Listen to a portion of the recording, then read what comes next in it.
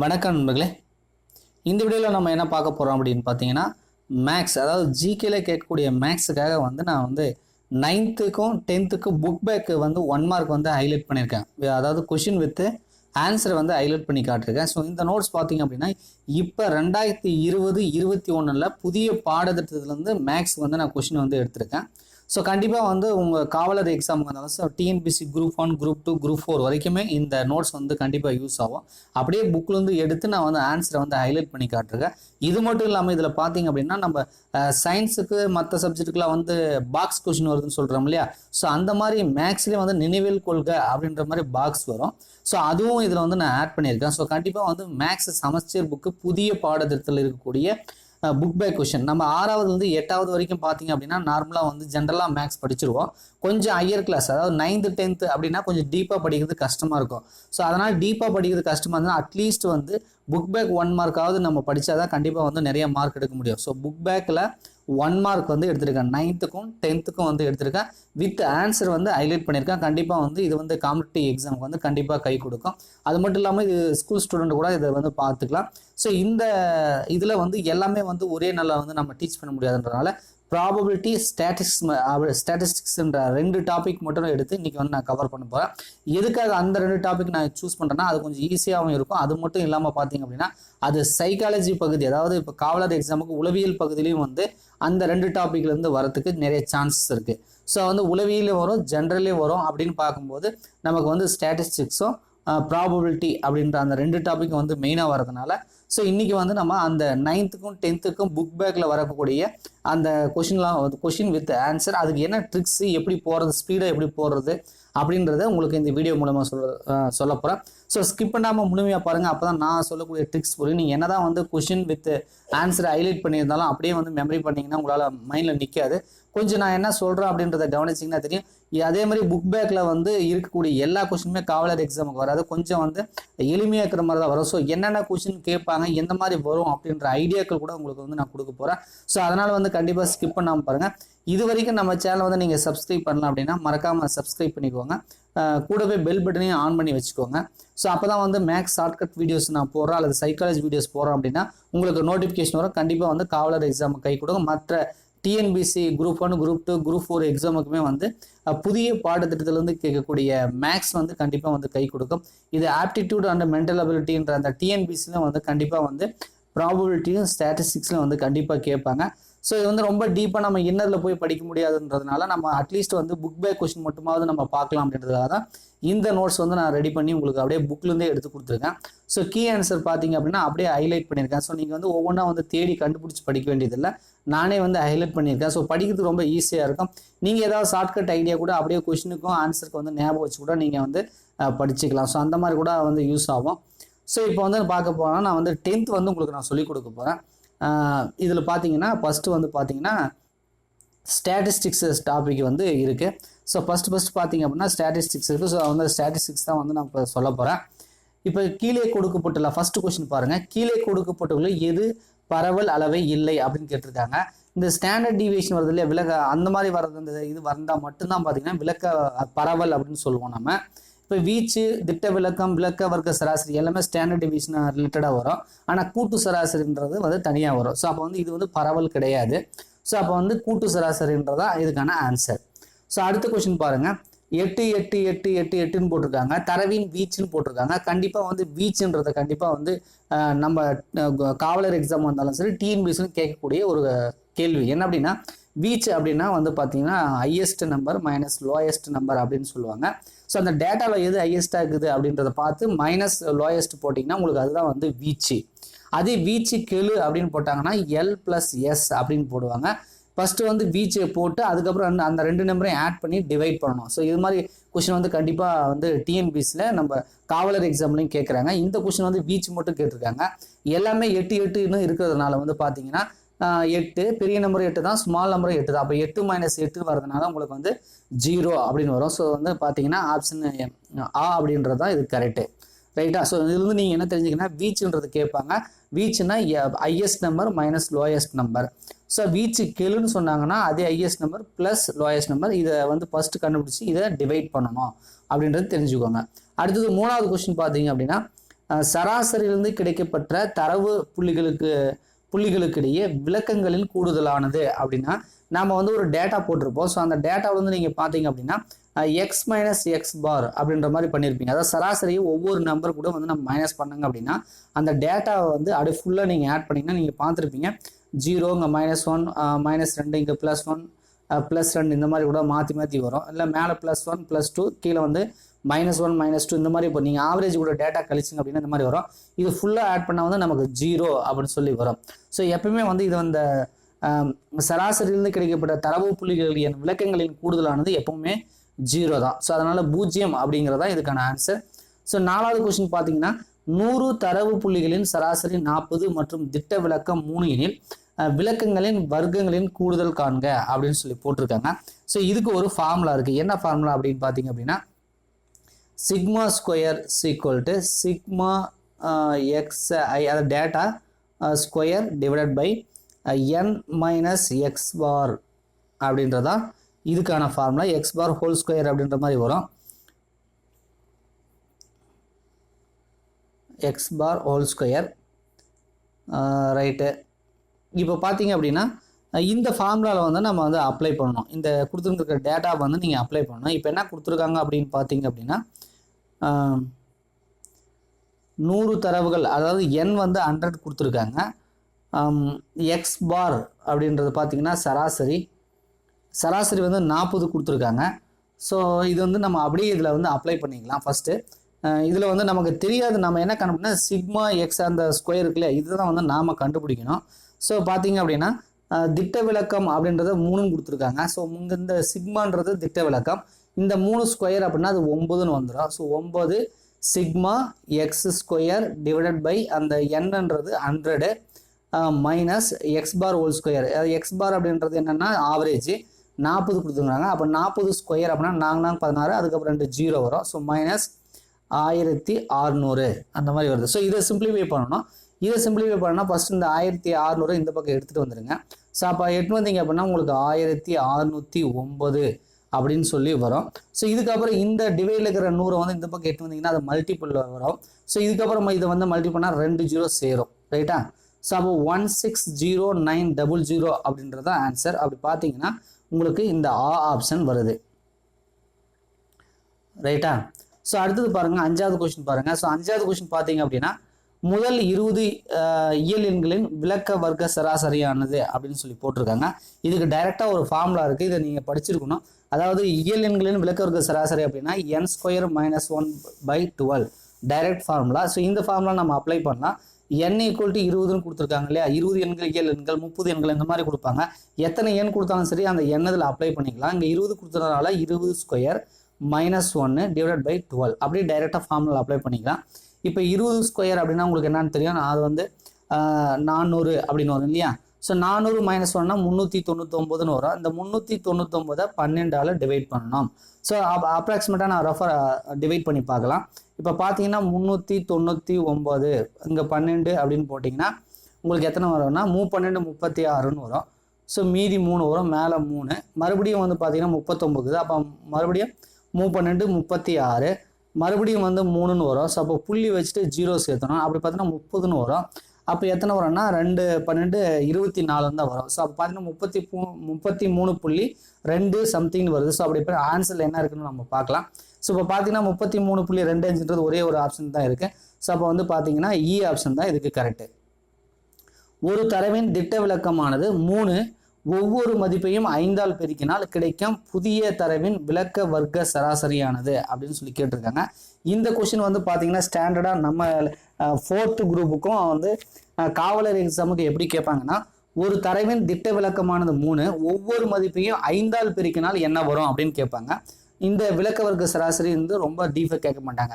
இதுக்கு நான் சொல்லிடுறேன். அதாவது திட்ட விளக்கமானது ஒவ்வொரு மதிப்பு கூடயும் வந்து நீங்கள் பெருக்கினீங்கன்னா அது அப்படியே திட்ட விளக்கத்தால் மல்டிபிள் பண்ணுறதுக்கு ஈக்குவலாக வரும். நல்லா ஞாபகம். இப்போ திட்ட விளக்கம் 3 ஒவ்வொரு எண்ணையும் நீங்கள் வந்து 5ஆல் பெருக்கினீங்கன்னா மறுபடியும் புதுசாக ஒரு திட்ட விளக்கம் வரும் இல்லையா. ஸோ அப்போ வரும்போது நீங்கள் அப்படியே இந்த திட்ட விளக்கத்தையே வந்து நீங்கள் 5ஆல் பெருக்கிட்டீங்கன்னா அந்த வரக்கூடிய ஆன்சர் தான் அது. இப்போ பார்த்தீங்கன்னா 15 அப்படின்றது தான் புதிய திட்ட விளக்கமாக உங்களுக்கு கிடைச்சிருக்கும். ஸோ அதே மாதிரி டிவைட் வந்துச்சுன்னா டிவைட் பண்ண ஒவ்வொரு நம்பருக்குள்ள டிவைட் பண்ணாங்கன்னா அந்த திட்ட விளக்கத்தை வந்து அப்படியே வந்து நீங்கள் வந்து டிவைட் பண்ணிக்கணும். என்ன நம்பரால் டிவைட் பண்ணுறாங்களோ அதை வந்து டிவைட் பண்ணிக்கணும். ஒவ்வொரு நம்பருக்குள்ள டிவைட் பண்ணியிருப்பாங்களே, ஸோ அதை டிவைட் பண்ணிக்கணும். ஸோ கான்செப்ட் என்ன அப்படின்னா திட்ட விளக்கத்து கூட திட்ட விளக்கம்னு ஒரு டேட்டாக்கு நம்ம கண்டுபிடிக்கிறோம் இல்லையா.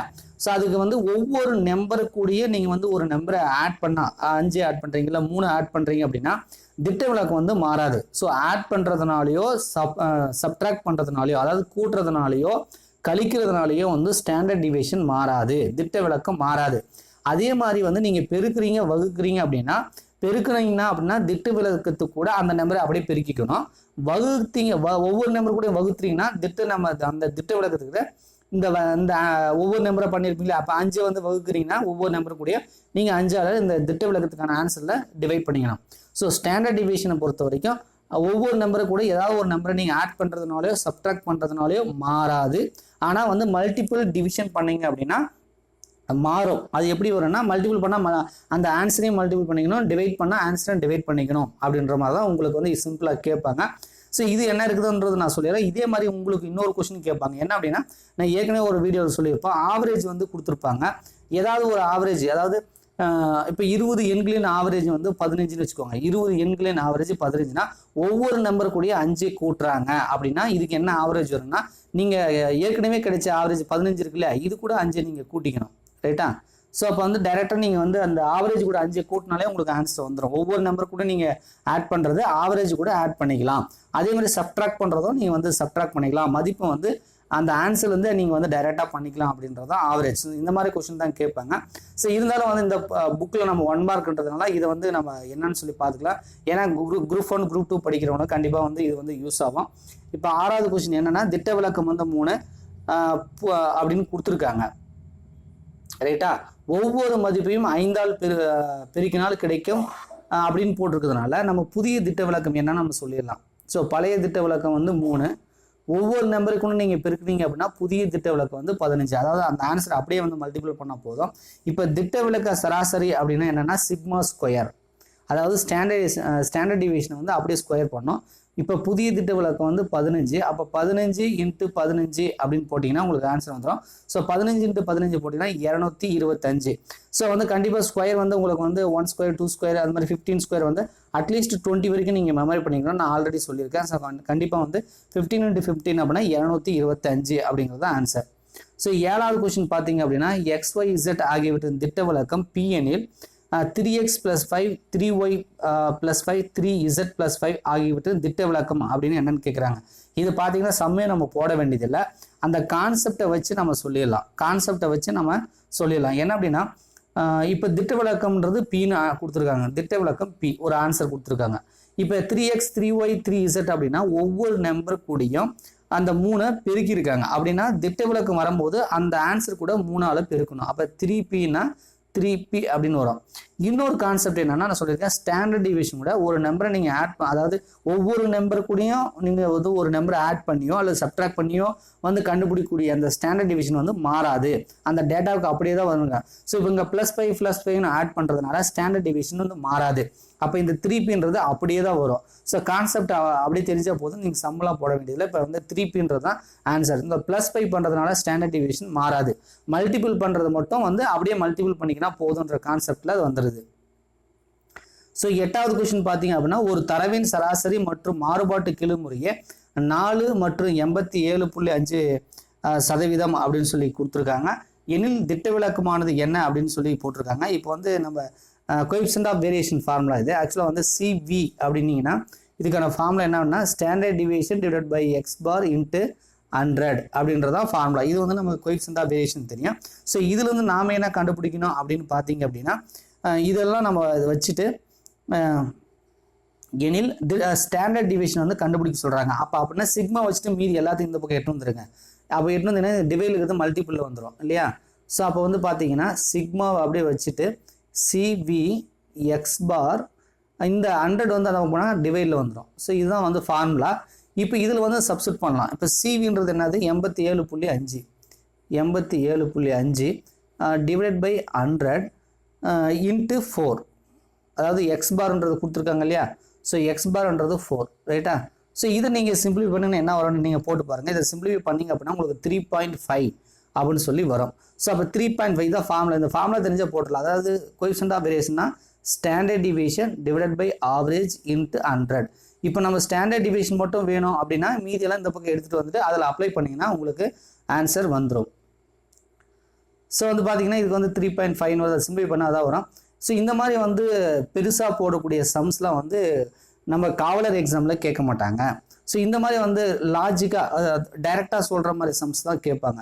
ஸோ இப்போ நீங்கள் 8 வர சம் மாதிரி நிறைய ஸ்டெப் பை ஸ்டெப்பாக போகிற சம்லாம் நீங்கள் படிக்க வேண்டியதில்லை. இப்போ பார்த்தீங்கன்னா இந்த சம் வந்து கேட்கறதுக்கு வாய்ப்பு இருக்குது. கொடுக்கப்பட்டவையில் எது தவறானது அப்படின்னா ப்ராபபிலிட்டி அப்படின்னு சொன்னாலே கண்டிப்பாக வந்து 0 to 1 இருக்கும். பாருங்கள் இருக்கு இல்லையா, 0 to 1 தான் இருக்கும். அந்த ஆன்சர் அப்படி தான் வரும்.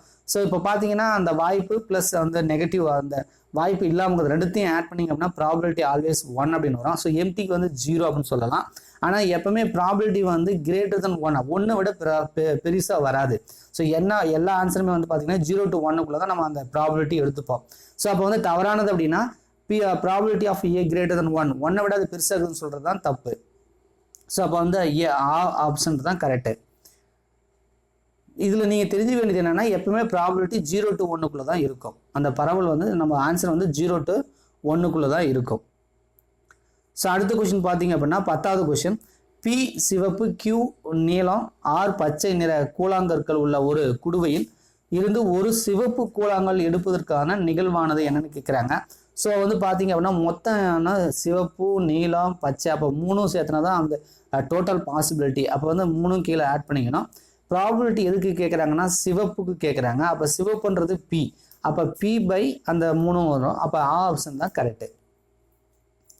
ஸோ அடுத்தது பார்த்தீங்கன்னா 11வது கொஸ்டின். ஸோ 11வது என்ன கொடுத்துருக்காங்கன்னா ஒரு புத்தகத்திலிருந்து சமவாய்ப்பு முறையில் ஒரு பக்கம் தேர்ந்தெடுக்கப்படுகிறது. அந்த பக்கம் எண்ணின் 1ஆம் இட மதிப்பானது 7ஐ விட குறைவாக இருப்பதற்கான நிகழ்தகவு என்னன்னு கேட்குறாங்க. இது கண்டிப்பாக வந்து சைக்காலஜியில் இந்த மாதிரி தான் கேட்பாங்க. கொஞ்சம் பிரெயினை யூஸ் பண்ணுற மாதிரி இது வந்து கேட்கறதுக்கு வாய்ப்பு இருக்கு. ஸோ என்ன அப்படின்னா ஒரு புத்தகம் இருக்குது, அதில் வந்து யூனிட் டிஜிட்னு சொல்லும் இல்லையா, ஃபர்ஸ்ட் நம்பர் வந்து 7 வரதுக்கான 7ஐ விட குறைவாக வரதுக்கான ப்ராபபிலிட்டி என்னன்னு கேட்குறாங்க. இதுக்கு முன்னாடி பார்த்ததெல்லாம் பார்த்தீங்கன்னா ஸ்டாட்டிஸ்டிக்ஸ் சம்மந்தப்பட்டது. ஸோ இதுலேருந்து இதுக்கு முன்னாடி இப்போ 10வதுலேருந்து பார்த்தீங்கன்னா ப்ராபபிலிட்டிக்கு வந்துருச்சு. ஸோ இப்போ பார்த்தீங்க அப்படின்னா ஃபஸ்ட்டு தெரிஞ்ச யூனிட் டிஜிட்டில் எப்படி நம்பர் முடியும் அப்படின்னா 0 முடியலாம், 1 முடியலாம், 2 முடியலாம், 3, 4, 5, 6, 7, 8, 9 அப்படின்னு சொல்லி எந்த நம்பர்னாலும் யூனிட் டிஜிட்டில் கடைசி நம்பராக முடியலாம். அப்போ மொத்தம் பார்த்தீங்க அப்படின்னா 10 நம்பரில் ஏதாவது ஒரு நம்பராக முடியும். அப்போ மொத்த பாசிபிலிட்டி 10 ரைட்டா. ஸோ இவங்க என்ன சொல்லியிருக்காங்கன்னா 7ஐ விட கம்மியாக வந்து முடியறதுக்கான ப்ராபபிலிட்டி என்ன அப்படின்னு கேட்குறாங்க. அப்போ 7ஐ விட கம்மி எத்தனை இருக்குது? 6, 5, 4, 3, 2, 1, 0. அப்போ மொத்தம் எத்தனை நம்பர் வருது? 7 நம்பர் வருது. அப்போ 7/10. 10ன்றது டோட்டல் பாசிபிலிட்டி, 7ன்றது வாய்ப்பு. எத்தனை வாய்ப்பு இருக்குன்னா அதை 7ஐ விட கம்மியாக 6 எத்தனை நம்பர் இருக்குன்னா 7 நம்பர் வருது. ஆக்சுவலாக வந்து 1, 2, 3, 4, 5, 6ன்றது 6 நம்பரு, இதில் 0ன்றது ஒரு நம்பர் முடியும் இல்லையா. ஸோ அப்போ வந்து 7. அப்போ 7/10 அப்படின்றத ஆன்சர். 11வது தான் கரெக்ட். 11வதுக்கு 7/10. 12வது பார்த்தீங்கன்னா ஒரு நபருக்கு வேலை கிடைப்பதற்கான நிகழ்தகவானது x/3. வேலை கிடைக்காமல் இருப்பதற்கான நிகழ்தகவு வந்து 2/3 எனில் எக்ஸின் மதிப்பு காண்க அப்படின்னு சொல்லி போட்டிருக்காங்க.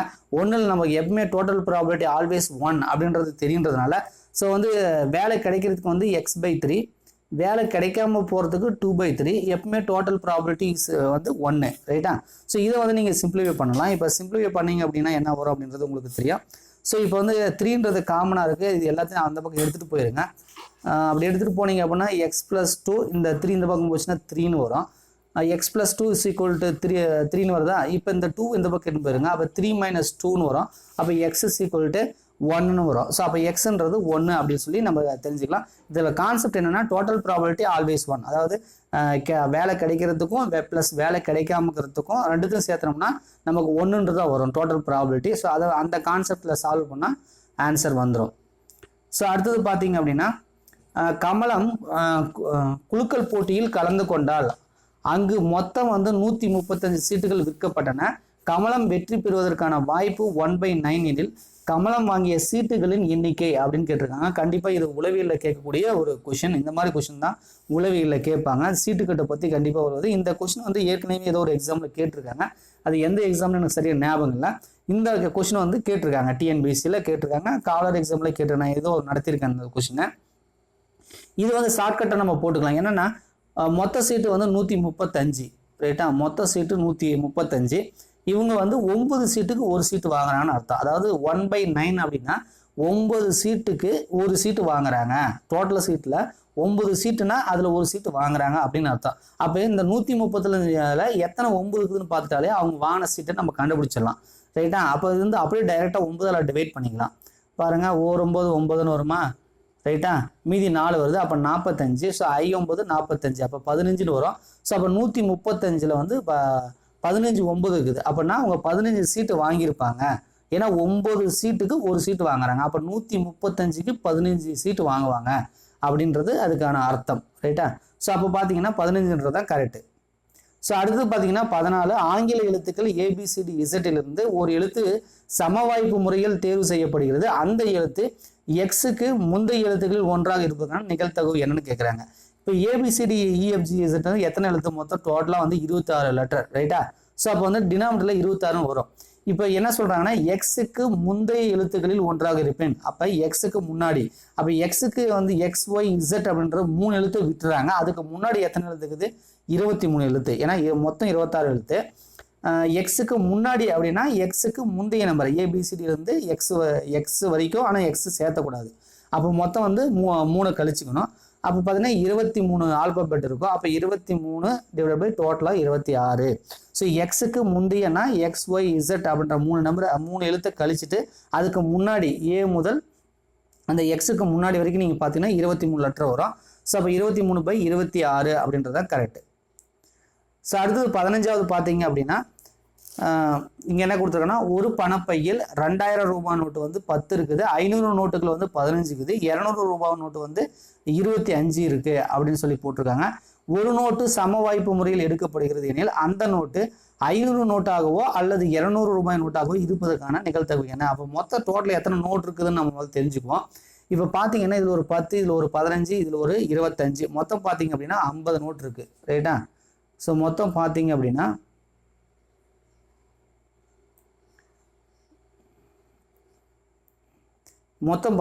உங்களுக்கு 50 நோட்டு வரும், ரைட்டா? ஸோ இதில் என்ன நோட்டு எவ்வளோக்குது அப்படின்னா 2000 ரூபாய் நோட்டு வந்து 10 இருக்கு, 500 ரூபாய் நோட்டு வந்து 15 இருக்கு, 500 நோட்டு வந்து 15 இருக்கு, 200 ரூபாய் நோட்டு வந்து பார்த்தீங்க அப்படின்னா 25 இருக்கு, ரைட்டா? ஸோ டோட்டலாக வந்து 50 நோட்டு இருக்கு. இதில் என்னதுக்கான ப்ராபிலிட்டி கேட்குறாங்க அப்படின்னு நீங்கள் பார்த்தீங்க அப்படின்னா 500 ரூபாய் நோட்டாகவோ அல்லது 200 ரூபாய் நோட்டாகவோ. அப்போ 500 200 அந்த நோட்டு எத்தனை எண்ணிக்கை அதை கூட்டிக்கணும். இப்போ பார்த்தீங்கன்னா இது ஒரு 15, இது ஒரு 25, அப்படி பார்த்தீங்கன்னா 40ன்னு வருது, ரைட்டா? இந்த நோட்டு எண்ணிக்கை 40.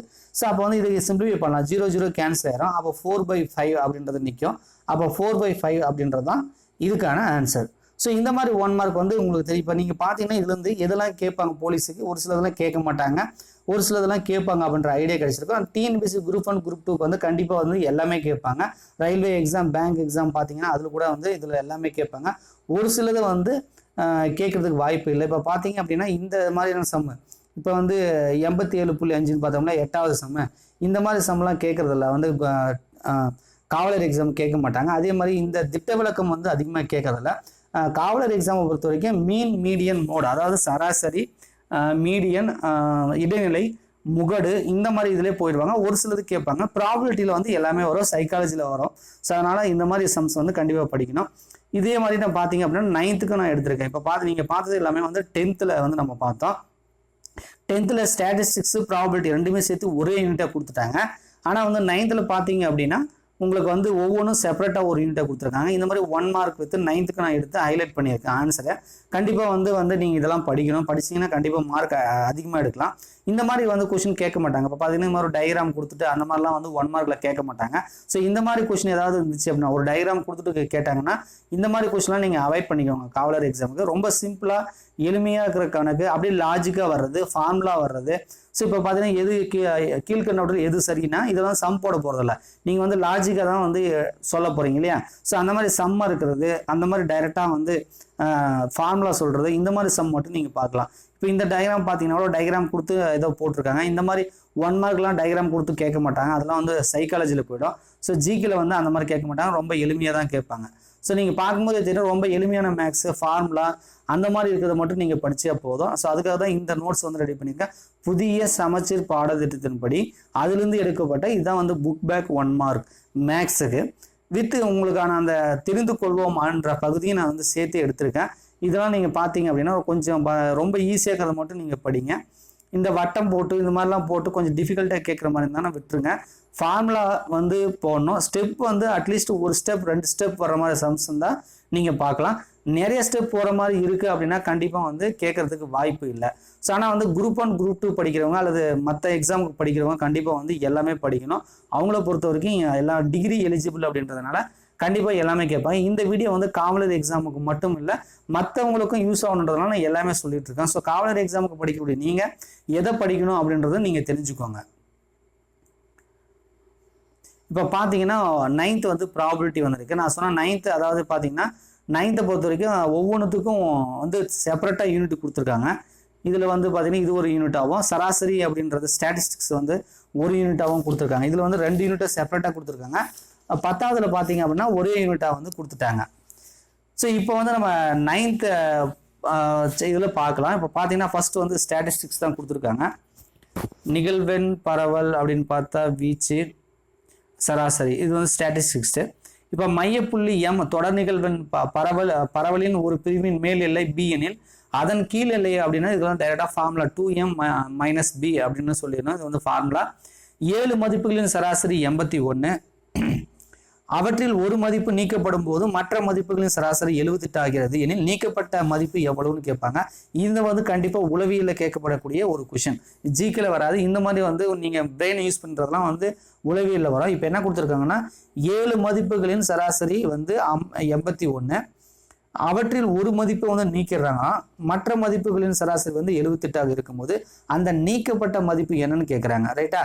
இப்போ நம்ம என்ன பண்ணணும்னா மொத்தம் டோட்டலை தெரிஞ்சுக்கணும்.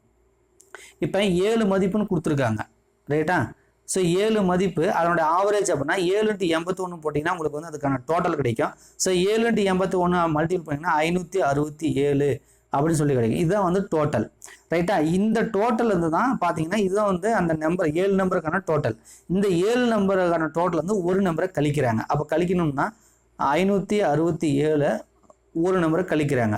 இப்போ இதுக்கான ஆவரேஜ்னா ஒரு நம்பரை எடுத்துட்டாங்கன்னா மீதி எத்தனை நம்பர் இருக்கும்? 6 நம்பர். அப்போ இதுக்கான ஆவரேஜும் கொடுத்துருக்காங்க. இதுக்கான ஆவரேஜ் என்ன? 78ன்னு சொல்லி கொடுத்துருக்காங்க. ரைட்டா? இதை சிம்பிளிஃபை பண்ணிங்கன்னா உங்களுக்கு அந்த எக்ஸ்ன்ற அந்த நம்பர் வந்து தெரிஞ்சிடும். ஏன்னா எக்ஸ்ன்றது நமக்கு தெரியாத நம்பர், ஒரு நம்பரை கழிக்கிறாங்க. ரைட்டா? இப்போ இதை சிம்பிளிஃபை பண்ணி பாருங்க. இந்த டிவைட் இந்த பக்கம் வந்தால் மல்டிபிள் வந்துடும். ஸோ 78 × 6 அப்படின்னு போட்டிங்கன்னா இந்த இடத்துல உங்களுக்கு என்ன வரும் அப்படின்னா 468 அப்படின்னு சொல்லி வரும். 468. அப்போ இங்கே என்ன இருக்குது? 567 - எக்ஸ்ன்னு இருக்கா? ஸோ அப்போ என்ன பண்ணுறீங்க அப்படின்னா இந்த -x இந்த பக்கம் எட்டு வந்துருங்க, அது +x மாறும். இந்த 567 அப்படியே இருக்குது. இந்த 468 இந்த பக்கம் எட்டுன்னு வந்துட்டீங்கன்னா மைனஸ்ன்னு வந்துடும் இல்லையா? ஸோ அப்போ -468 வரும். இப்போ 567 -468 போச்சு அப்படின்னா 99 அப்படின்னு வரும். ஸோ இதுக்கு வந்து 99 அப்படின்றது தான் இதுக்கான ஆன்சர். ஸோ அடுத்தது பார்த்தீங்க அப்படின்னா 3வது கொஸ்டின் பாருங்க. ஒரு தரவில் அதிக முறை இடம்பெற்றுள்ள உறுப்பின் மதிப்பு என்ன அப்படின்னு கேட்குறாங்க. ஒரு தரவில் வந்து நீங்கள் பார்த்தீங்கன்னா டேட்டா இதில் வந்து டைரெக்டாக 1 மார்க்கில் டைரெக்டாக கேட்கலாம். எந்த நம்பர் வந்து அதிகமாக ரிப்பீட் ஆகுதோ அதுதான் முகடுன்னு சொல்லுவோம். இப்போ அடுத்த கொஸ்டினில் பார்த்தீங்கன்னா ஒரு விஷயம் தெரியும். இப்போ 1 3 3 4 5 அப்படி இருக்குன்னா இதில் 3 3ன்றது 2 முறை ரிப்பீட் ஆயிருக்கு. ஸோ வந்து அதிக முறை எது ரிப்பீட் ஆகுதோ அதுதான் வந்து முகடு. அப்போ 1 மார்க்கில் டைரெக்டாக கேட்கக்கூடிய ஆப்ஷன் வரலாம். இந்த மாதிரி கொஸ்டின் வரதுக்கு வாய்ப்பு இருக்குது. ஸோ இது வந்து அதிகமாக ரிப்பீட் ஆகிறது பேர் தான் முகடு அப்படின்னு சொல்லுவோம். இந்த கொஸ்டின் வந்து ஏற்கனவே வந்து டிஎன்பிசியில் கேட்டிருக்காங்க. நல்லா பாருங்க. 1 3 3 5 அப்படின்ற கொஸ்டின் கேட்டிருக்காங்க. டிஎன்பிசியில் கேட்டிருக்காங்க. காவலர் எக்ஸாமில் வந்திருக்கான்னு தெரியல. டிஎன்பிசியில் இது கேட்டிருக்காங்க.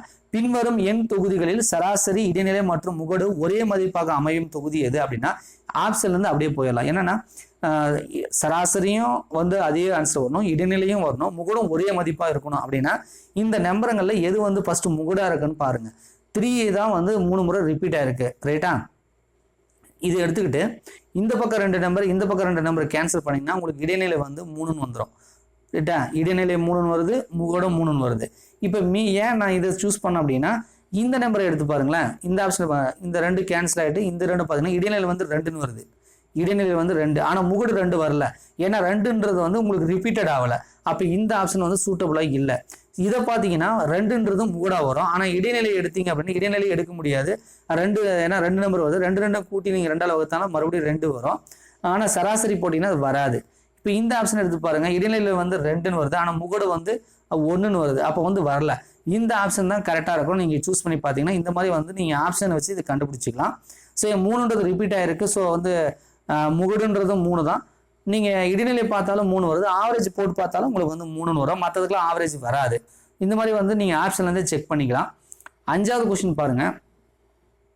5வது கொஸ்டின் பார்த்தீங்கன்னா சராசரியிலிருந்து அனைத்து n உறுப்புகளின் விளக்கங்களின் கூட்டுத்தொகை அப்படின்னு போட்டிருக்காங்க. ரைட்டா? ஸோ இது ஏற்கனவே நம்ம பார்த்தோம் இல்லையா? நான் ஏற்கனவே சொல்லியிருக்கேன். அதாவது ஒவ்வொரு நம்பர்லேருந்தையும் வந்து நீங்கள் வந்து ஆவரேஜை கழிக்கிறீங்கன்னு வச்சுக்கோங்களேன். ஒவ்வொரு நம்பர் இருக்குது. ஸோ அதுலேருந்து எக்ஸ் பார் ஆவரேஜை கழிக்கிறீங்க அப்படின்னா உங்களுக்கு தெரியும் 0, இந்த பக்கம் 1 2 3ன்னு வரும். இந்த பக்கம் பார்த்தீங்கன்னா -1 2 3ன்னு வரும். இது ஃபுல்லாக நீங்கள் ஆட் பண்ணீங்க அப்படின்னா உங்களுக்கு 0ன்னு வரும். ஸோ எப்பவுமே ஒவ்வொரு நம்பர் கூடயும் அதை ஆவரேஜை சப்ட்ராக்ட் பண்ணி அதுக்கப்புறம் நீங்கள் டோட்டல் ஃபைண்ட் அவுட் பண்ணிங்கன்னா அது 0ன்னு வரும். ஸோ அந்த கொஸ்டின் தான் இது. ஸோ இப்படி நீங்கள் போட்ட விளக்கங்களின் கூடுதல் வந்து எப்பவுமே 0 அப்படின்னு வரும். ஸோ 6வது கொஸ்டின் பாருங்கள். 6வது கொஸ்டின் என்ன கொடுத்துருக்காங்க அப்படின்னா ABCDE இன் சராசரி வந்து 28, AC மற்றும் இன் சராசரி 24 எனில் B மற்றும் D இன் சராசரி என்ன அப்படின்னு கேட்டிருக்காங்க. முதல்ல வந்து இதை அப்படியே எழுதிக்கலாம். இப்போ பார்த்தீங்க அப்படின்னா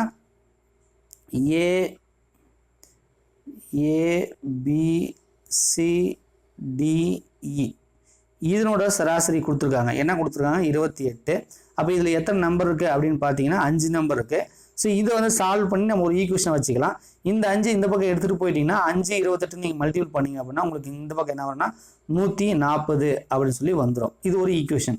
ஸோ அடுத்தது நீங்கள் என்ன கொடுத்துருக்காங்கன்னா மறுபடியும் ஒரு 3 நம்பர் கொடுத்துருக்காங்க. என்ன கொடுத்துருக்காங்க அப்படின்னா 20 ACE அப்படின்னு சொல்லி கொடுத்துருக்காங்க. இந்த ஏசியோட சராசரி கொடுத்துருக்காங்க. அதுக்கு ஒரு ஈக்குவேஷனை ஃபார்ம் பண்ணலாம். ACE மொத்தம் 3 நம்பர் வருதா,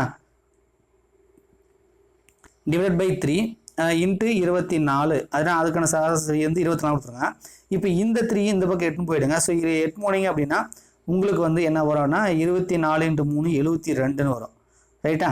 ஸோ 72 வரும். இப்போ 2 ஈக்குவேஷன் வந்திருக்கா? இந்த 2 ஈக்குவேஷன் அதாவது A + CEன்றது 72ன்னு கிடைச்சிருக்கு. அப்போ இதில் போயிட்டு A + CE இந்த 3த்துக்கும் நீங்கள் 72ன்னு சப்ஸ்டிட் பண்ணணும். மீதிக்கிறது அந்த பியும் அந்த டியும் அப்படியே வரும். ரைட்டா? ஸோ இந்த இதில் போய் நம்ம அப்ளை பண்ணலாம். என்ன வருதுன்னு பார்க்கலாம்.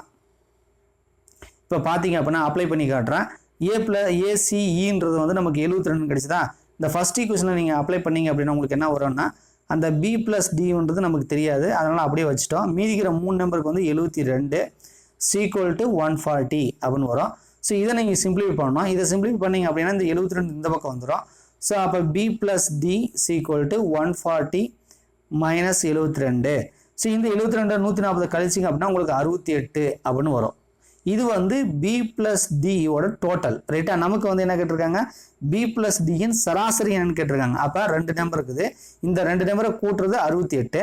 அப்போ சராசரினா 2 நம்பரை கூட்டி 2ஆல் வகுக்கணுமா? அப்போ இது 2ஆல் வகுக்கணும் அப்படின்னா இதனோட டோட்டலை 2ஆல் வகுக்கணும்.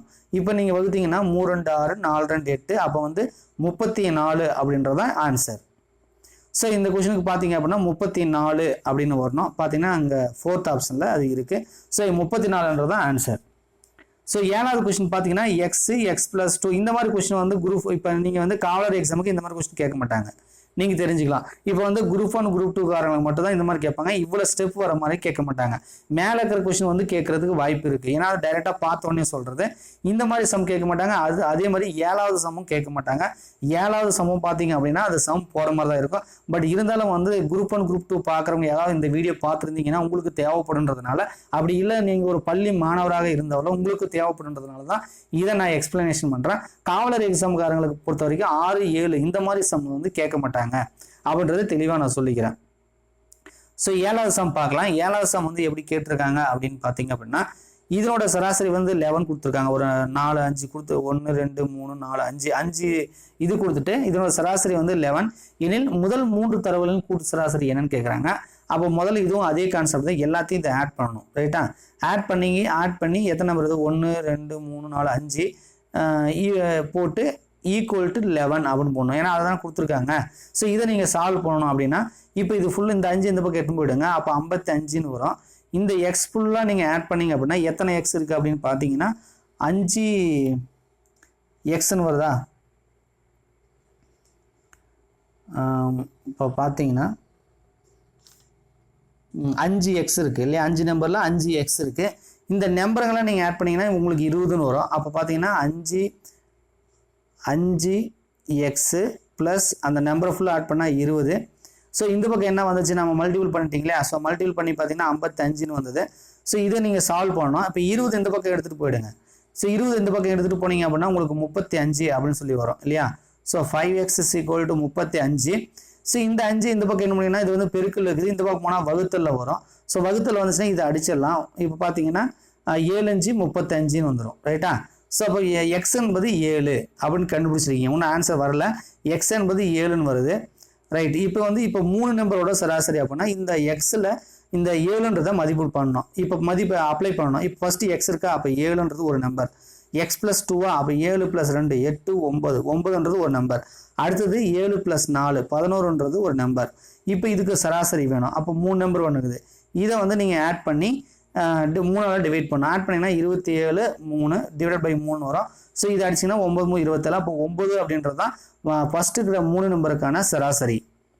ஃபஸ்ட்டு இருக்கக்கூடிய 3 நம்பருக்கான ஆன்சர் வந்து 3. ஸோ இந்த மாதிரி சம் கண்டிப்பாக இப்போ காலர் எக்ஸாமில் கேட்க மாட்டாங்க. பட் இருந்தாலும் குரூப் 1 குரூப் 2 படிச்சிங்கன்னா இது கேட்கறதுக்கு வாய்ப்பு இருக்குது. ஸோ இந்த மாதிரி சம்மை விட்டு எளிமையான சம்மை மட்டும் தான் நீங்கள் காலர் எக்ஸாமை படிக்கணும். தெரிஞ்சுக்கோங்க எதெல்லாம் கேட்பாங்க எதெல்லாம் கேட்க மாட்டாங்க அப்படின்றத தெரிஞ்சுக்காங்க. மொத்தமாக புக் பேக் கொஸ்டின் அப்படின்னா எல்லாமே படிச்சுட்டு ரொம்ப ரிஸ்க் எடுத்துக்காதீங்க. ஸோ அடுத்த கொஸ்டின் பார்க்கலாம். 8வது கொஸ்டின் பாருங்கள். இது கேட்கறதுக்கு வாய்ப்பு இருக்குது. இப்போ 5 9 x 17 மற்றும் 21ன் சராசரியானது 13 எனில் எக்ஸின் மதிப்பு காண்க அப்படின்னு கேட்டாங்க. ஒரு நம்பர் மிஸ் பண்ணியிருக்காங்க. இது ஆவரேஜ் இதில் வந்துடுறதுனால ஆவரேஜ்ன்றதுல வச்சு உங்களுக்கு கேட்பாங்க. இப்போ இது ஃபுல்லாக ஆட் பண்ணால் சராசரியானது 13. அப்போ 5 + 9 + எக்ஸு + 17 + 21. இதில் எத்தனை நம்பர் கொடுத்துருக்காங்க? 1 2 3 4 5 நம்பரு. இதனோட சராசரி என்ன கொடுத்துருக்காங்க? 13. ரைட்டா? ஸோ முன்ன போட்ட சமம் மாதிரி தான் இதுவும். இதை நீங்கள் சிம்பிளிஃபை பண்ணணும். ரைட்டா? ஸோ இப்போ நீங்கள் பார்த்தீங்க அப்படின்னா இந்த பக்கம் நம்பரை ஃபுல்லாக நீங்கள் ஆட் பண்ணிங்கன்னா உங்களுக்கு 52 அப்படின்னு வருது. 52 + எக்ஸு. இந்த 5 கூட நம்ம இந்த பக்கம் எடுத்துகிட்டு போயிடலாம். அப்படி எடுத்துகிட்டு போனீங்கன்னா 13 × 5ன்னு போட்டிங்கன்னா உங்களுக்கு 65ன்னு வரும். ரைட்டா? ஸோ இப்போ 52 + x 65ன்னு வருது. நமக்கு எக்ஸ் மட்டும் நமக்கு வேணும். ஸோ அப்போ நீங்கள் 52 இந்த பக்கம் எடுத்து போனீங்கன்னா 65 - 52ன்னு வரும். ஸோ 65ல் 52 போச்சுன்னா 13ன்னு வரும். ஸோ அப்போ 13ன்றது அந்த எக்ஸோட வேல்யூ. ஸோ அடுத்தது பாருங்கள். 9வது கொஸ்டின் பாருங்கள். முதல் 11 இயல் எண்களின் வர்க்கங்களின் சராசரி. முதல் 11 இயல் எண்களின் வர்க்கங்களின் சராசரின்னு கேட்குறாங்க. அப்போ வர்க்கங்களின் சராசரினா உங்களுக்கு ஃபார்முலா முதல் 11 நம்பரை ஆட் பண்ணால் என்ன அப்படின்றது தெரியணும். வர்க்கம்னா என்னன்னு தெரியணும். வர்க்கம்னா என்ன அப்படின்னா அந்த ஸ்கொயர் போகிறோம் இல்லையா? 1 ஸ்கொயர் 2 ஸ்கொயர் 3 ஸ்கொயர் இதுதான் வர்க்கம். வர்க்க மூலம் அப்படின்னா ரூட்டு. ரைட்டா? வர்க்கம் அப்படின்னா ஸ்கொயரு, வர்க்க மூலம்னா ரூட்டு. இப்போ முதல் 11 எண்களின் இயல் எண்களின் வர்க்கங்களின் சராசரினா அப்போ எப்படி இருந்திருக்குன்னா 1 square 2 square 3 square up to 11 square அப்படின்ற மாதிரி இருந்திருக்கும். இந்த மாதிரி ஸ்கொயரில் வந்துச்சு அப்படின்னா நீங்கள் ஃபார்முலா ஞாபகம் வச்சுருக்கணும். என்ன ஃபார்முலா அப்படின்னா உங்களுக்கு இன்னொரு டைம் சொல்லிடுறேன். n × n + 1 2n + 1 / 6 அப்படின்னு சொல்லி ஒரு ஃபார்முலா பார்த்துருப்பீங்க. இதுதான் கூடுதல். இந்த கூடுதல் வித் சராசரி அப்படின்னா இன்ட்டு எத்தனை நம்பரோ அதை நீங்கள் டிவைட் பண்ணிங்கன்னா உங்களுக்கு ஆன்சர் வந்துடும். நல்லா ஞாபகம் வச்சுக்கோங்க. வர்க்கங்களின் கூடுதல் அப்படின்னா ஸ்கொயரில் வந்துச்சு அப்படின்னா நேச்சுரல் நம்பரில் வந்துச்சுன்னா வரிசையாக வந்துச்சு அப்படின்னா n × n + 1 2n + 1 / 6 அப்படின்றது தான் ஃபார்முலா. இது ஷார்ட்கட்டாக நீங்கள் சொல்லணும் அப்படின்னா அதாவது இந்த நம்பர் 11 இயல் எண்களா? அப்போ n × n + 1 அப்போ 11 அது கூட 1 கூட்டணும் 12 இந்த ரெண்டுத்தையும் கூட்டி போட்டுக்கணும். அப்போ 20 2 1 3 அப்போ 23. அதாவது ஃபர்ஸ்ட் நம்பரு 11 கொடுத்தா 11, அது கூட 1 கூட்டினா 12. இப்போ இந்த ரெண்டுத்தையும் கூட்டு போட்டிங்கன்னா உங்களுக்கு 23 டிவைடட் பை 6 அப்படின்னு போடுவாங்க. இதுதான் வந்து இதுக்கான ஷார்ட்கட். இதுதான் வந்து வர்க்கங்களின் கூடுதல் அந்த நேச்சுரல் நம்பருக்கு. இதுக்கு வந்து சராசரினா எத்தனை நம்பர் கொடுத்துருக்காங்க, மொத்தம் 11 நம்பர் கொடுத்துருக்காங்க. அப்போ 1/11 இந்த வரக்கூடிய ஆன்சரை 11 டிவைட் பண்ணணும். இது சிம்பிளிஃபை பண்ணணும் இல்லையா. ஸோ இப்போ 11 வரதுனால கேன்சல் ஆகிடும். இந்த 6 கூட அடிக்கலாம். ஒவ்வொரு 12 2 12 வரும். அப்போ 2ன்னு வருது. 2 × 23 தான் இருக்குது. அப்போ 2 × 23னா 46. அப்போ 46ங்கிறது தான் இதுக்கான ஆன்சர். ஸோ வந்து உங்களுக்கு அந்த ஃபார்முலா ஞாபகம் வச்சுக்கோங்க. வர்க்கங்களின் அந்த கூடுதல் நேச்சுரல் நம்பர்னா n × n + 1 2n + 1 divided by 6 அப்படின்றது தான் ஃபார்முலா. 10வது பாருங்க, ஒரு எண் தொகுப்பின் சராசரி x பார். எண் தொகுப்பின் ஒவ்வொரு மதிப்பும் z என்ற எண்ணால் பெருக்கும் போது அதன் சராசரி என்ன அப்படின்னு போட்டிருக்காங்க. நல்லா ஞாபகம் வச்சுக்கோங்க. ஒரு எண் தொகுப்பின் சராசரி x பார் ஆவரேஜ். எண் தொகுப்பின் ஒவ்வொரு மதிப்பும் z எண்ணால் பெருக்கும் போது அதன் சராசரி என்ன அப்படின்னா, நான் ஏற்கனவே சொல்லியிருக்கேன், சராசரியை பொறுத்த வரைக்கும் இந்த கொஸ்டின் கேட்பாங்க. அதாவது ஒவ்வொரு நம்பருக்குன்னு வச்சுக்கோங்களேன். இப்போ 2 3 5 8 10ன்னு ஒரு நம்பருக்குன்னு வச்சுக்கோங்க. இதுக்கு ஒரு சராசரி கண்டுபிடிக்கிறீங்க. அது ஒரு ஆன்சர் இருக்கு. ஒரு உதாரணத்துக்கு ஒரு 30ன்னு வச்சுக்கோங்க, ஒரு ஆன்சர், ஒரு 30ன்ற ஆன்சர், ரைட். இந்த ஒவ்வொன்றுத்து கூட நீங்க 2 ஆட் பண்றீங்க. ஒவ்வொரு நம்பர் கூட 2 ஆட் பண்ணீங்கன்னா இந்த சராசரி கூட 2 ஆட் பண்ணிக்கலாம். அதுதான் ஆன்சர். அதே மாதிரி ஒவ்வொரு நம்பர் கூட சப்ட்ராக்ட் பண்ணீங்கன்னா இந்த சராசரி கூட சப்ட்ராக்ட் பண்ணிக்கணும். இங்க ஒவ்வொரு நம்பர் கூட பெருக்குனீங்கன்னா இந்த ஆன்சர் கூட பெருக்கிக்கணும், ரைட்டா. இப்போ இவங்க என்ன சொல்லியிருக்காங்கன்னா சராசரின்றதான் ஆன்சர். ஒவ்வொரு நம்பர் கூட இசட்டை வந்து பெருக்குறாங்க அப்படின்னு சொன்னா அந்த எக்ஸ் பார்ன்ற ஆன்சர் கூட நம்ம இசட்டை பெருக்கிக்கினா போதும், வகுத்துக்கினா போதும், மைனஸ் பண்ணோம், ஆட் பண்ணா ஆட் பண்ணிக்கலாம் அப்படின்றதான் கான்செப்ட். இந்த கான்செப்ட்ல இருந்து கண்டிப்பா வந்து உங்களுக்கு கொஸ்டின் வரும். இதெல்லாம் வந்து ஃபார்முலா டைப்பு. ஆனா உங்களுக்கு வந்து அப்ளை பண்ற மாதிரி கேட்பாங்க. அடுத்தது பார்க்கலாம். அடுத்தது பார்த்தீங்கன்னா ப்ராபபிலிட்டி. இப்போ என்ன கேட்டிருக்காங்கன்னா ஃபர்ஸ்ட் கொஸ்டின், 0க்கும் மற்றும் 1க்கும் இடைப்பட்ட ஒரு எண்ணை கொண்டு உறுதியற்றவற்றை அளவீடு எவ்வாறு அழைக்கப்படுகிறது அப்படின்னு கேட்குறாங்க. இது ஒன்றும் இல்லை, 0க்கும் 1க்கும் நம்ம போடுறோம்ல ப்ராபபிலிட்டி. ஸோ அதுதான் நிகழ்தகவு அப்படின்ற மாதிரி அந்த எண்ணை கொண்டு உறுதியற்ற அதில் போடுறது தான் நம்ம ப்ராபபிலிட்டி கண்டுபிடிக்கிறோம். ஸோ அதுக்கு தான் வந்து நிகழ்தகவு அப்படின்னு பேர். அதுதான் வந்து நமக்கு நிகழ்தகவுன்னு சொல்லியிருக்காங்க. நிகழ்தகவு மதிப்பின் இடைவெளி எப்படி இருக்குன்னா, அதான் சொன்ன 0 to 1க்குள்ள இருக்கு இல்லையா. ஸோ 0 to 1க்குள்ள தான் இருக்கும். அதான் ஆன்சர். 3வது பார்த்தீங்க அப்படின்னா ஒப்பீட்டு நிகழ்வின் கருத்தை, இது மாதிரி வந்து டைரக்டா நீங்க வந்து கொஸ்டினை படிச்ச உடனே ஆன்சர் சொல்ற மாதிரி இருக்கணும். எளிமையான கணக்கு தான் கேட்பாங்கன்றதுனால இந்த மாதிரி வந்து லாஜிக்கான கணக்குலாம் வந்து கேட்கறதுக்கு வாய்ப்பு இருக்கு. 3வது பார்த்தீங்கன்னா ஒப்பீட்டு நிகழ்வின் கருத்தை அடிப்படையாக கொண்ட நிகழ்தகவு எவ்வாறு அழைக்கப்படுகிறது அப்படின்னு சொல்லி போட்டிருக்காங்க. ஸோ இப்போ பார்த்தீங்க அப்படின்னா ஒப்பீட்டு நிகழ்வின் கருத்தை அடிப்படையாக கொண்டதுன்னா பட்டறிவு நிகழ்தகவு அப்படின்னு பேர் அதுக்கு. இது டைரக்டா சொல்லலாம்.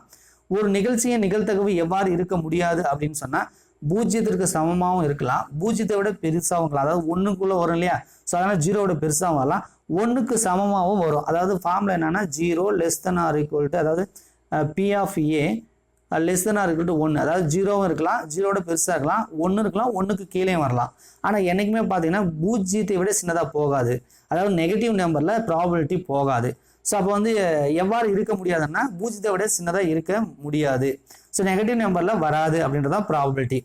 ஒரு சமவாய்ப்பு சோதனை வாய்ப்புள்ள அனைத்து விளைவுகளின் நிகழ்தகவு எப்பொழுதும் எப்படி இருக்குன்னா, அனைத்து நிகழ்வுகள், அதாவது வந்து இப்போ காசை வந்து நீங்க டாஸ் பண்றீங்க அப்படின்னா எட்டு உள்றது ஒரு வாய்ப்பு 0.5, எட்டு உலாமுகிறதுக்கும் 0.5. அப்போ மொத்த நிகழ்வு வந்து 1 தான். ஸோ அப்போ வந்து எப்பவுமே மொத்த நிகழ்வு வந்து 1 தான் வரும். ஏ என்பது எஸ் ஏதேனும் ஒரு நிகழ்ச்சி மற்றும் ஏ என்பது ஏயின் நிரப்பு நிகழ்ச்சி எனில் P of A dash அப்படின்னு கேட்டிருக்காங்க. P of A dash மதிப்பு அப்படின்னு கேட்டோம்னா நம்ம டோட்டல் மதிப்பு எப்பவுமே 1ன்னு தெரியும் இல்லையா. ஸோ வந்து எப்பவுமே 1, அதுலேருந்து P of A கழிச்சிட்டோம்னா P of A dash கிடைச்சிடும். அதாவது என்னன்னா இப்போ வந்து P of Aன்றது 8 விழும்னு வச்சுக்கோங்களேன். 8 விழும். 1லேருந்து 8 விழுறதை கழிச்சிங்கன்னா டைல் விழுறதுக்கான வேல்யூ வந்துடும். ஸோ எப்பவுமே வந்து வாய்ப்பை கழிச்சுன்னா வாய்ப்பு இல்லாமல் ஒன்றுக்கும் இல்லையா, அதுக்கான வேல்யூ கிடைச்சிடும். ஸோ ஏன்றது வாய்ப்பு, A டேஸ்ன்றது வாய்ப்பு இல்லாமக்கிறது. அப்போ 2 சேர்த்துனா 1. அப்போ 1லேருந்து வாய்ப்பை கழிச்சிங்கன்னா வாய்ப்பு இல்லாமக்கிறது வந்து அது கிடைச்சிரும் அப்படின்றதான் இதுக்கான மீனிங். ஸோ இதெல்லாம் லாஜிக் தான். அப்படியே வந்து டைரெக்டாக நீங்கள் பார்த்த உடனே ஆன்சர் சொல்ல வேண்டியதாக இருக்கும். பின்வருவனவற்று எது ஒரு நிகழ்ச்சியை நிகழ்தகவாக இருக்க முடியாது அப்படின்னா கண்டிப்பாக நெகட்டிவ் நம்பராக இருக்க முடியாதுன்னு ஏற்கனவே சொன்னால் மறுபடியும் அதே கான்செப்டில் வந்திருக்கு. -1 இருக்க வாய்ப்பே கிடையாது. இந்த மாதிரி வந்து டைரெக்டாக பார்த்த உடனே நீங்கள் வந்து ஆன்சர் பண்ணுற மாதிரி இருக்கிற கொஸ்டின் கண்டிப்பாக கேட்பாங்க. ஒரு சோதனையின் குறிப்பிட்ட முடிவு எவ்வாறு அழைக்கப்படுகிறது அப்படின்னா அது வந்து விளைவுன்னு சொல்லுவோம். ஒரு சோதனையுடைய முடிவுன்றது ஒரு விளைவு, அதுக்கான அந்த வேல்யூ அப்படின்றது தான் விளைவு. ஒரு சோதனையின் ஒன்று அல்லது அதற்கு மேற்பட்ட விளைவுகளின் தொகுப்பு அப்படின்ற ஒரு நிகழ்ச்சின்னு நம்ம சொல்லுவோம். ஸோ இப்போ ஒரு முடிவு வந்து விளைவுன்னு சொல்கிறோம், அது அப்படியே நம்ம வந்து விளைவுகளின் தொகுப்பாக நம்ம எடுத்தோம்னா அது வந்து ஒரு நிகழ்ச்சி அப்படின்னு சொல்லுவோம். இதெல்லாம் வந்து லாஜிக். அது டைரெக்டாக வந்து நீங்கள் சொல்கிறது, ஒரு பகடையானது டேஸ் இருக்கும்போது அதன் ஆறுமுகங்களும் சம வாய்ப்புடையவை என அழைக்கப்படுகிறது அப்படின்னா, சீரானதாக இருந்துச்சு அப்படின்னா நம்ம சம வாய்ப்புன்னு சொல்லலாம், சம வாய்ப்பு அப்படின்னு சொல்லுவோம். இப்போ பார்த்தீங்க அப்படின்னா 9th 10th இருக்கக்கூடிய ப்ராபபிலிட்டி ஸ்டாட்டிஸ்டிக்ஸ் வந்து 1 மார்க் புக் பேக் 1 மார்க் சமச்சீர் புக்கு புத்தகத்தின் அடிப்படையில் 2020-21 இருக்கக்கூடிய கொஷின் வந்து நான் வந்து உங்களுக்கு வந்து எக்ஸ்பிளனேஷன் கொடுத்துருக்கேன். மீதி இருக்கக்கூடிய எல்லாமே நீங்கள் வந்து புக் பேக் வந்து படித்து பாருங்கள். அது மட்டும் இல்லாமல் இந்த மாதிரி பாக்ஸில் கொடுத்துருக்காங்க இல்லையா, ஸோ இந்த மாதிரி லாஜிக்கான விஷயங்கள் கூட இந்த நோட்ஸில் வந்து நான் அட்டாச் பண்ணியிருக்கேன், உங்களுக்காக கட் பண்ணி பேஸ்ட் பண்ணியிருக்கேன். ஸோ இதில் இருக்க ஃபார்முலாலாம் வந்து பார்த்தீங்கன்னா டைரெக்டாக கேட்பாங்க. ஸோ அதனால் இதுலேருந்து ஃபார்முலா வரதுக்கு வாய்ப்பு இருக்குது, நிறைய வந்து கொடுத்துருக்கறதுனால இதுவும் நான் சேர்த்து அட்டாச் பண்ணியிருக்கேன். இப்போ பார்த்தீங்கன்னா 9th 10th புக் பேக் வந்து உங்களுக்கு வந்து 1 மார்க் வந்து இதில் கவர் ஆகிடுது. ஸோ இதுக்கப்புறம் நான் வந்து ஒரு டெஸ்ட் கண்டக்ட் பண்ணலான்னுக்குறேங்க, மாடல் டெஸ்ட். என்ன அப்படின்னா புக் பேக்லேருந்து 9th 10th சமச்சீர் புக்கு புதிய பாடத்திட்டத்தின்படி இருக்கக்கூடியதுலேருந்து பேசிக்காக வந்து 1 மார்க், ரொம்ப சிம்பிளாக இருக்கக்கூடிய 1 மார்க் மட்டும் பார்த்தீங்கன்னா இதெல்லாம் வந்து கேட்குறாங்க. அது மட்டும் வந்து ஒரு மாடல் டெஸ்ட்டை கண்டக்ட் பண்ணலாங்கிறேன். இதுக்கு அப்புறம் வந்து பார்த்தீங்கன்னா 6th to 8th வரைக்கும் ஒரு டெஸ்ட், மொத்தம் 2 டெஸ்ட் தான் வந்து மேக்ஸ் ஜிகேக்கு, மீதியெல்லாம் மற்றதை வச்சுக்கலாம். 6 to 8 வரைக்கும் ஒரு மாடல் டெஸ்ட்டு, 9, 10ன்றதுக்கு ஒரு மாடல் டெஸ்ட். 9, 10 வந்து பார்த்தீங்கன்னா ஒரு சிம்பிளாக தான் வந்து இருக்கும். புக் பேக் 1 மார்க் மட்டும் படிங்க அப்படின்னு சொல்லலை, இன்னரில் இருக்கக்கூடிய சிம்பிளான மேக்ஸ் வந்து கேட்பாங்க. அதுக்கான நோட்ஸ் பார்த்தீங்கன்னா நம்ம இதுக்கு முன்னாடி லாஸ்ட் வீடியோஸில் வந்து ஒரு 52 செகண்ட் வீடியோ போட்டிருப்பேன். என்னென்னா அது 10th 7th வரைக்கும் இருக்கக்கூடிய மேக்ஸ், அதாவது இன்னருக்கான மேக்ஸ், எளிமையான மேக்ஸ் 1 மார்க் வந்து நாங்கள் கொடுத்துருப்பேன். ஸோ இன்னர்லேயும் வந்து உங்களுக்கு வந்து நோட்ஸ் கொடுத்தாச்சு. அவுட்டரில் பார்த்தீங்க அப்படின்னா 9th 10th புக் பேக் 1 மார்க்கும் வந்து கொடுத்துருக்கேன். ஸோ மீதி வந்து 6 to 8 வந்து பார்த்தீங்க அப்படின்னா கொடுக்கல, அது வந்து ரொம்ப எளிமையான மேக்ஸ் தான் இருக்கும் அப்படின்றதுனால அது கொடுக்கல. ஸோ ஹையர் கிளாஸ் மேக்ஸ் வந்து நீங்கள் ரொம்ப இன்னரில் போய் படிக்க மாட்டேங்கிறதுனால தான் உங்களுக்கு வந்து பார்த்தீங்கன்னா புக் பேக் 1 மார்க் வந்து எடுத்து ஆன்சரை வந்து ஹைலைட் பண்ணியிருக்கேன். இப்போ பார்த்தீங்கன்னா உங்களுக்கே தெரியும். ஸோ இதில் பார்த்தீங்கன்னா இந்த ஃபார்முலாலாம் உங்களுக்கு நான் சொன்னேன் இல்லையா, இப்போ formula n × n+1 whole square by 2, n × பாருங்கள் ஸ்கொயர் வருது பார்த்து n வர்க்கங்களின் கூடுதல், n × n+1 2n+1/6 formula. So இந்த மாதிரி ஒற்றை எண்களின் கூடுதல் வந்து n ஸ்கொயர். இந்த மாதிரி பாக்ஸ்லேயும் வந்து கொஸ்டின் வருது, நிறைய வந்து பாக்ஸ்லேருந்து கேட்பாங்க. ஸோ இந்த நோட்ஸை பொறுத்த வரைக்கும் பார்த்தீங்கன்னா 9th 10th book back 1 mark with box அப்படின்றத நான் பண்ணியிருக்கேன். ஸோ வந்து கவர்மெண்ட் எக்ஸாம் படிக்கிறவங்களுக்கு கண்டிப்பாக இது யூஸ் ஆகும். ஸோ இதே மாதிரி வந்து மேக்ஸ் ட்ரிக்ஸ் வந்து நம்ம தொடர்ந்து நம்ம தமிழ் சார் டெக் எஜுகேஷனில் பார்ப்போம். ஸோ ஜிகே மேக்ஸுக்கு இன்னும் ஒரு வீடியோஸில் வந்து நம்ம கவர் பண்ணிக்கலாம். மீதி வந்து பார்த்தீங்கன்னா நம்ம சைக்காலஜி மேக்ஸ் தான் வந்து இம்பார்ட்டன்ட் கொடுக்கணும், அதுதான் வந்து நிறைய கொஷின் வந்து வர்றதுனால நம்ம சைக்காலஜி மேக்ஸ் வந்து இம்பார்ட்டன்ட் கொடுப்போம் அடுத்த வீடியோஸ்லேருந்து. ஸோ இது வந்து உங்களுக்கு இந்த நோட்ஸ் வந்து ப்ரொவைட் பண்ணோம், அது வந்து வெறும் நோட்ஸாக கூடாது, கொஞ்சோண்டு சொல்லி கொடுக்கணும் அப்படின்றதுக்காக தான் வந்து பார்த்தீங்க அப்படின்னா உங்களுக்கு வந்து நான் வந்து 9th 10th இருக்கக்கூடிய ஸ்டாட்டிஸ்டிக்ஸும் ப்ராபபிலிட்டியும் நான் சொல்லி கொடுத்தேன். கண்டிப்பாக இந்த வீடியோஸ் பார்த்தீங்கன்னா அது வந்து காவலர் எக்ஸாம் மட்டும் இல்லை, டிஎன்பிசி குரூப் 1 குரூப் 2 குரூப் 4 படிக்கிறவங்களுக்கு இந்த வீடியோஸ் வந்து கண்டிப்பாக உதவும். அதுவும் இல்லாமல் ஏதாவது ஸ்கூல் ஸ்டூடெண்ட்டாக இருந்தீங்கன்னா கூட கண்டிப்பாக இந்த 1 மார்க் வந்து எப்படி வந்துச்சு அப்படின்னு சொல்கிறது வந்து உங்களுக்கும் பயனுள்ளதாக இருக்குன்னு நம்புறேன். ஸோ இந்த வீடியோ யூஸ்ஃபுல்லாக இருந்துச்சு அப்படின்னா கண்டிப்பாக மறக்காமல் லைக் பண்ணுங்கள், உங்கள் ஃப்ரெண்ட்ஸுக்கும் ஷேர் பண்ணுங்கள். உங்களுக்கு ஏதாவது கருத்துக்கள் இருந்துச்சுன்னா கமெண்ட் பாக்ஸில் கமெண்ட் பண்ணுங்கள். மீண்டும் நம்ம அடுத்த வீடியோவை சந்திப்போம். அதுவரை நன்றி, வணக்கம். இது உங்கள் தமிழ் சாரல் டெக் எஜுகேஷன் நெட்வொர்க் சேனல்.